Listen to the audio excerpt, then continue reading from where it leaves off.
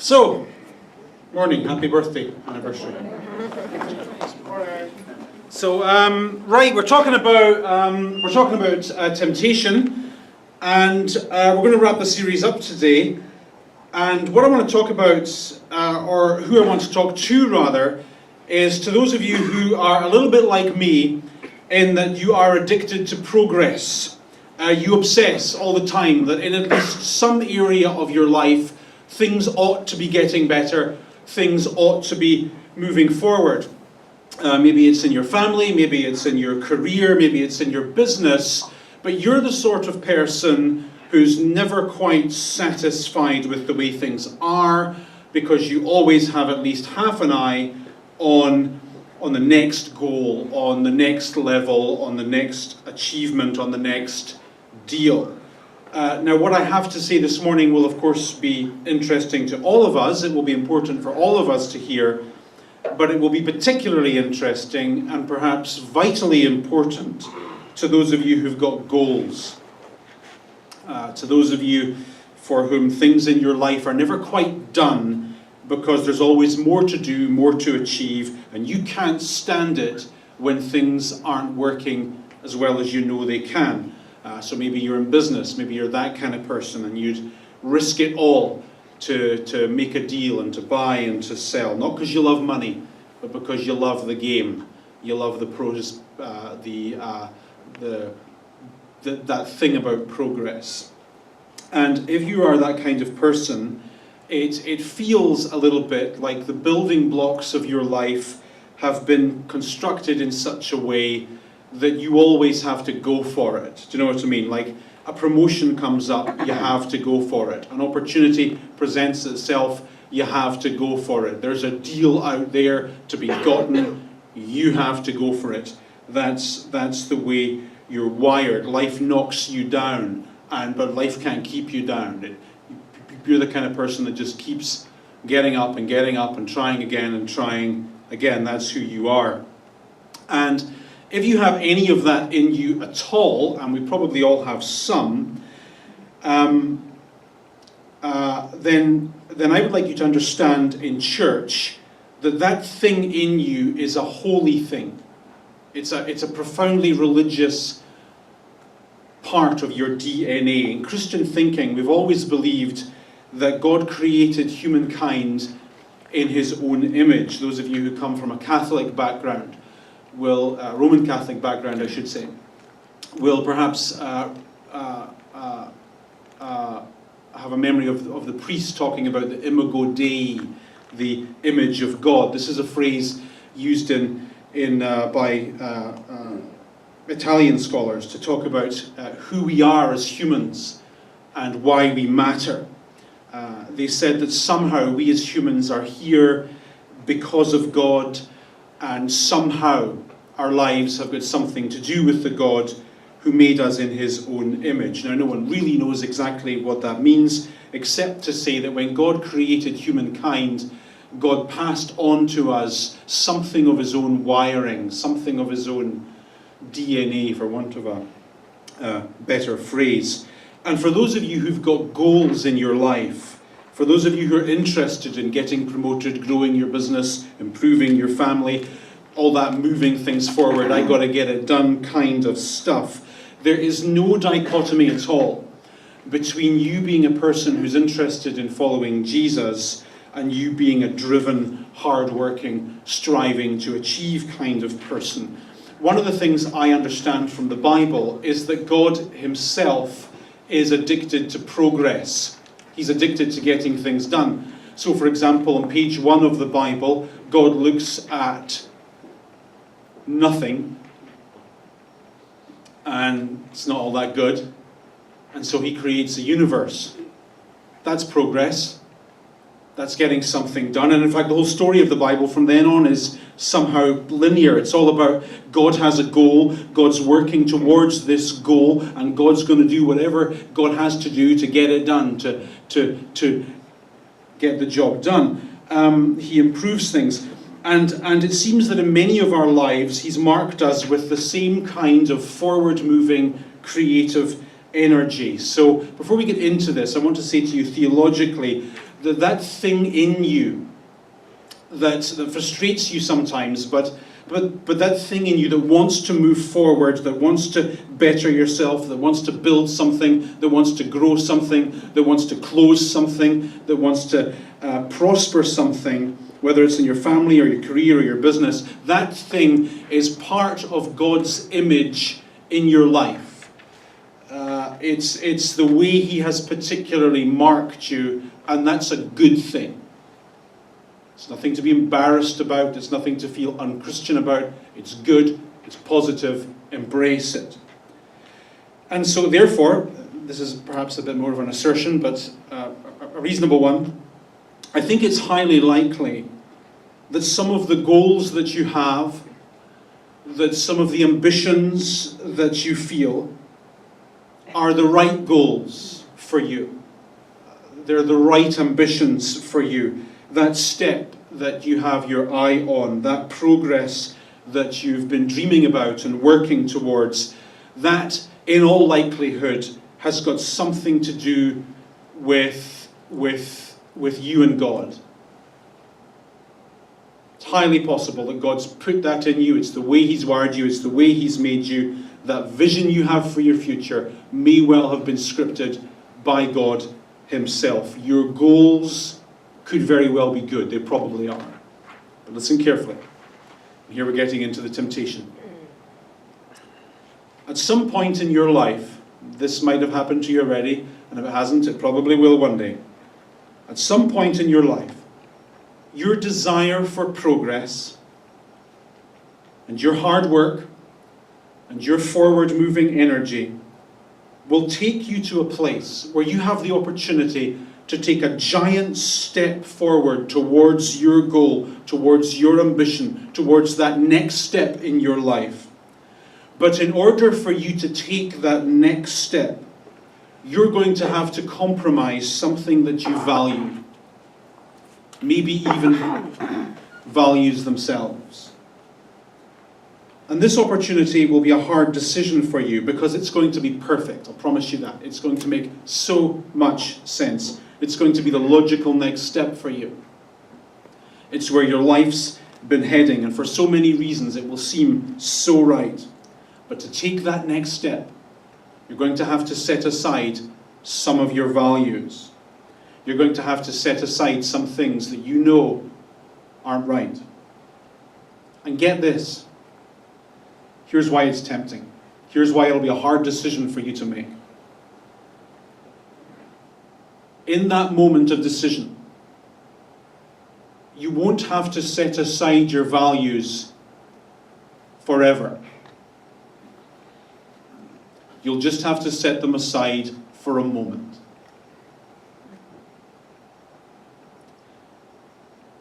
What you're going to have to do is take that next step, set aside your values, but you can pick them up again in an hour.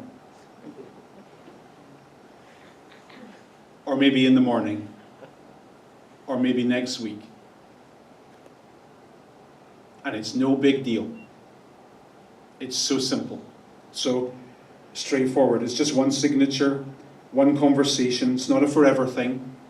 It's just you doing one deal, pretending you never saw that one thing, looking the other way one time. Because if you do that, if you just temporarily set aside your values, it will allow you to take that next step. And then once you're on the other side, once you've gotten the promotion, once you've gotten the relationship, once you've gotten that thing that you needed, that you've been working towards, that you know is so right for you, once you're on the other side of that, what you can do is you can simply readopt your values and act like the whole thing didn't happen. When that opportunity drops into your life, and I hope it does one day because it makes life interesting, you're going to discover two very important things about yourself. Number one, you're going to discover who you really are. You're going to discover what your values are, what really matters to you. In that moment of decision and temptation and, getting what you want and setting aside what you know is right, you're going to discover at your core what your values are. And the second thing you're going to discover, of course, is whose you really are from a theological perspective. This is the place the tempter finally brings Jesus in Matthew chapter 4. Let's pick up where we left off last week. So we read in the Gospel that the devil took Jesus to a very high mountain and showed him. So he wants Jesus to have a look at something, in other words. And isn't that just the way temptation is? If temptation is personified in our lives as it is in this episode, it would be saying to us, hey, come on over here and have a look at this. And the this is almost always something that is tailor-made for our goals, for our deepest longings. You have a desire to grow your business, don't you? Well, come over here and have a look at this. You have a deep longing, don't you, for a meaningful, intimate relationship. Well, come over here. I've got something I want you to look at. You dream about advancement, don't you? You've been working towards that for the last 10 years. Well, come over here. Have a look at this. There's something you need to see. It's perfect for you. And this is a really obvious thing to say, but I should say it anyway. There is always a link by the things that we are tempted with and the people we are on the inside. I don't know about you, but I've never been tempted by things I'm not into. Right, I don't care how much fun you have at your scrapbooking club. I don't care how many times you ask me, it's never going to be an issue in my life, right? I got some higher class temptations than that. Right? And remember what we said in week 1 of the series. Our temptation, it's deep down, it's about something that's good. It's about something that's right. It's about something that makes sense. It's about something that God gives to us. So take those temptations. Let's use intimacy as an example. You know, we're in a situation where there's a sexual temptation that comes our way. Well, that says something about a desire for intimacy and closeness. That's a good thing. But the temptation is always about meeting a good desire in a wrong way. This is temptation. Meeting the right goal in the wrong way. The right goal in the wrong way. Anyway, so therefore what the devil wants Jesus to have a look at, because it's just perfect for Jesus. It's what Jesus is into. He says, come over here and have a look at all the kingdoms of the world and their splendor. And the reason that this is the perfect thing for Jesus to look at is because this is the very thing for which Jesus came. This thing that the devil is tempting Jesus with is Jesus' goal. It's Jesus' ambition. It's what his whole life has been working towards up until this point. Jesus is fully aware that in the Old Testament, God said of his destiny, I will make the nations of the earth your inheritance. The ends of the earth will be your possession. So in this moment of temptation, Jesus is looking at a thing that is so right for him. It makes so much sense. And this is the way it is in your career. A promotion comes up, and you know in your heart of hearts, you were made for that job. It's so right for you.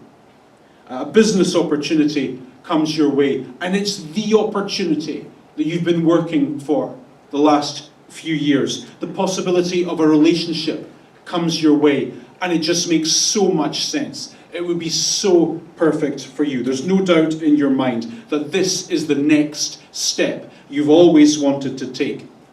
But to take that step, you just have to set aside your values for a moment. Not forever, just for a moment. End of verse 8, the tempter says to Jesus, I'll give you it all. This thing you've been working for your whole life. This thing you've always wanted. This thing that makes so much sense for you. I'll give it all to you if you will just bow down and worship me. So what he's saying here is, if you will submit to me. Now, let's be clear, Jesus, not forever. Let's not make a big deal out of it. This isn't for the next year. You don't even have to go public. No one else is here. No one else is going to know. It's just you and me in this bar, in this one time. No one else is going to know. It's just the two of us. Just do it one time. It'll all be over, and you'll get that next step. You'll get that thing you need, and it'll all work out. It'll be great. Bold move. Come to me, Jesus, and look at the very thing for which you came. Look at all these people in all these kingdoms. These people you love in Jerusalem and Ephesus and Rome. Feel them. Imagine how it will feel when you get the thing you came for. Imagine the potential. Close your eyes and get a vision of yourself in that place where you've always wanted to be, with those people, doing the things you always wanted to do. It's perfect for you, Jesus. Feel it. Feel it.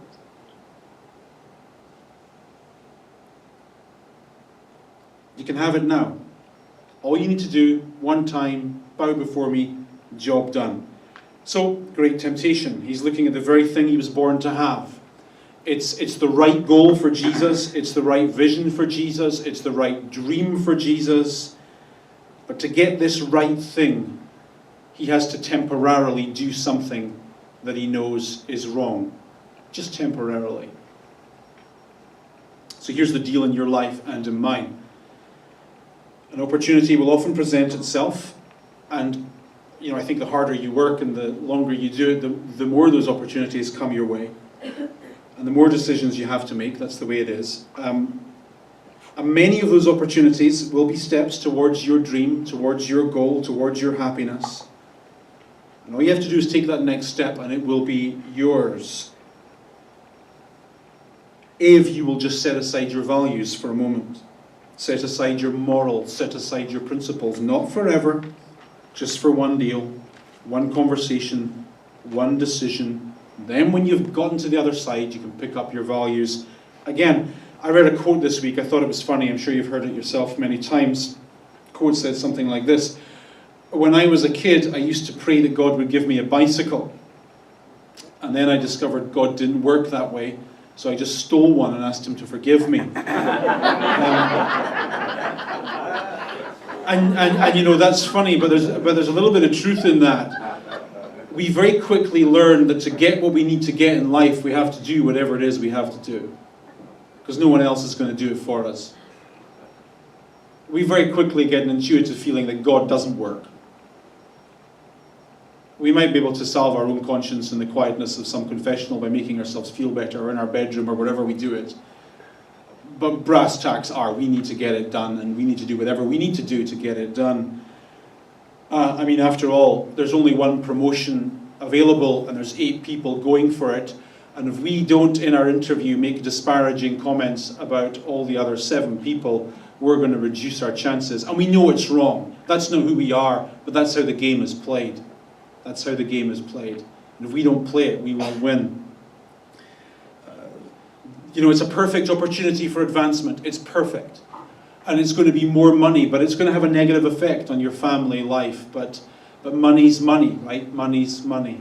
And it'll be okay. It'll all work out. She's perfect for you. She really is. But she's married, and so are you. But hey, how does the saying go? You don't make omelets without cracking a few eggs. I have all these goals, and I have all these dreams, and I have all these visions, and I'm working on it. I'm working hard. But it's not going to happen by doing the right thing. Then maybe I have to do the wrong thing. Maybe I have to do the wrong thing now and again to work towards the right goals. Hey, it works for Frank Underwood. Maybe it'll work for me. Because that's how the game is played. Get real. 2 Sundays ago, we learned that temptation really isn't about self-control. What temptation is really about is our trust in God. It's about how in those moments when we're drawn towards the wrong thing, whether or not God can be trusted to give us the things that we ultimately need in life. Can God be trusted with our security? Can God be trusted with our intimacy? Can God be trusted for all the things, for whatever it is we deeply need in life? Can we leave that with God, or are we on our own? If we're on our own in life, there's no such thing as temptation. There's just doing whatever we have to do to get whatever it is we need. But if there is a God, and if our faith is real, then do we trust God or not to meet our needs? Can he be trusted? So this is the issue with Jesus. He wants this thing that he's looking at. He wants it badly. But in the moment, he feels this tension. Can I trust God to give me this? Or do I have to temporarily set aside my values and go and get it myself? To answer this tension in his own mind, Jesus does what he does with the previous two temptations. He reaches back into a story in the Old Testament to a time when the people of Israel faced a similar temptation. And he goes back to a book that I told you about last Sunday. It's essentially a speech that Moses gave to the people of Israel. And in the speech, here's essentially what Moses says. He says, "You'll never accomplish the will of God by abandoning the principles of God. You'll never get what's right by doing what's wrong. You'll never maintain God's blessing by abandoning God's values." And I want to read you a bit of the speech that says this. When you get to a point in life where you need something, where you need to move forward, don't forget that it was God who got you to where you are. And because he got you to where you are, he knows what you need to get to where you want to go. He's good for that bit as well. Let's read it and then talk more about it.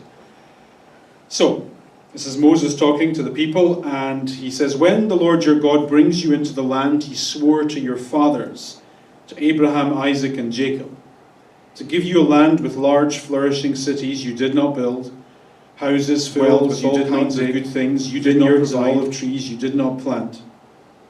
Then when you eat and are satisfied, be careful that you do not forget the Lord who brought you out of slavery in Egypt.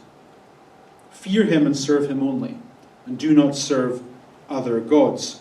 So what Moses is saying there is, okay guys, here's the situation you're going to find yourself in. God was good enough for what's past.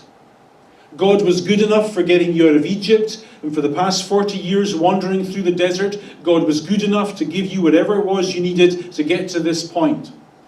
But the temptation you're about to face in the next 10, 20 years as you go into this new situation is you're going to say, God was good enough for that, but he's not good enough for this. God was good enough for high school and university, but not quite good enough as I establish my career. The game works differently now. I need to play by different rules. God was good enough to get me to a middle management position, but now that I'm up for this promotion and this new situation that will take me to the next level, maybe I need to abandon some of the values that have gotten me this far and adopt some new values, not forever, just now and again, just at work, just whatever, because that's what I need to do. My values got me here, they won't get me there. This is the temptation Moses is talking about. Jesus comes to a point where he feels, no. God was right then, and he's still right now. These values that got me this far are the values I'm going to stick with, and I'm going to trust that they'll take me wherever it is I need to go. So reaching back into that context, the response of Jesus is, "Away from me, Satan, for it is written, worship the Lord your God and serve him only." Listen. Do you know what Jesus wanted more than he wanted all the kingdoms of the earth and their splendor? Do you know what Jesus wanted more than that? He wanted an unbroken, undamaged relationship with God his Father. And do you know what he ended up getting in the end? Both. He got all the kingdoms of the earth. One of the last things that Jesus said to his followers was, "All authority in heaven and earth has been given to me."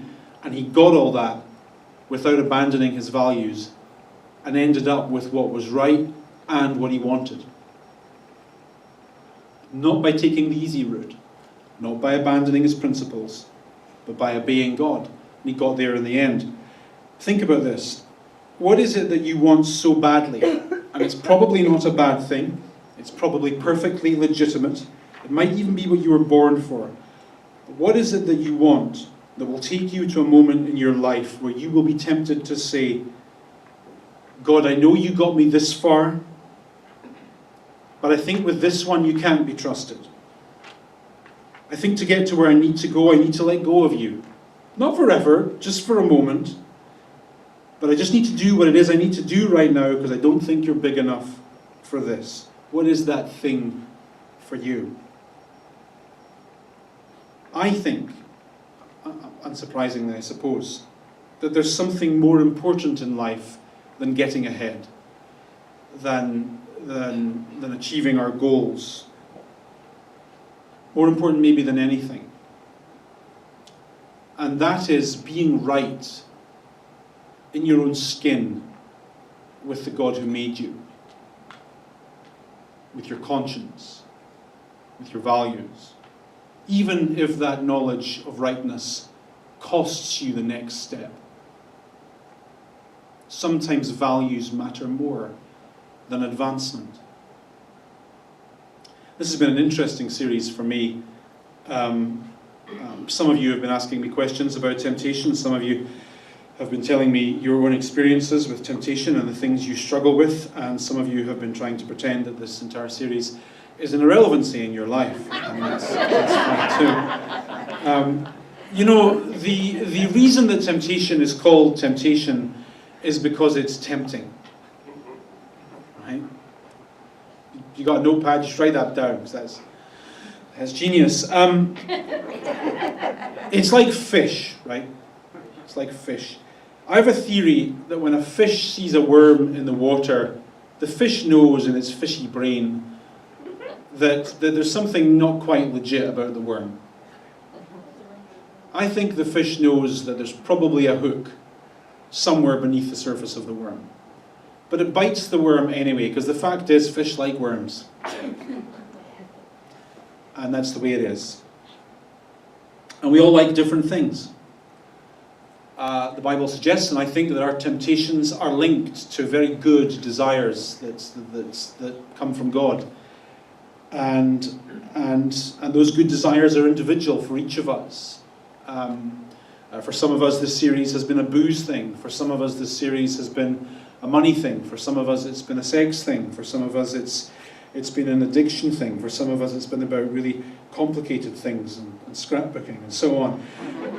But in all of our lives, we know there's a hook. And we know the danger. But the fact is, it's tempting. And it tastes nice. And we all have the hook marks in life to prove it. Dealing with this stuff is a long-term project. And if you're serious about dealing with temptation, you're going to have to face the fact that the bits of you are broken and distorted. And if you're brave enough to face that, you will discover that God longs to heal you and to heal what you and others have broken within you. You'll discover that God has interesting things to say to you about your desires and about what you want in life. I think that the roots of all this stuff run deep to the core of who we are as God's creatures, and running equally deep, as deep as our desires and as deep as our self-inflicted scars and wounds and mistakes, is God's kindness and God's patience and God's forgiveness.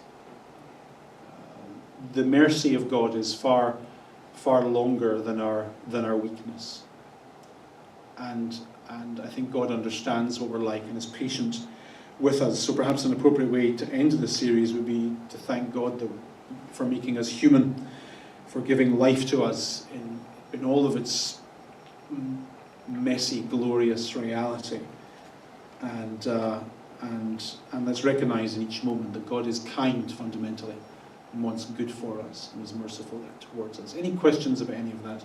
stuff before we eat cake? Oh, very, very old question.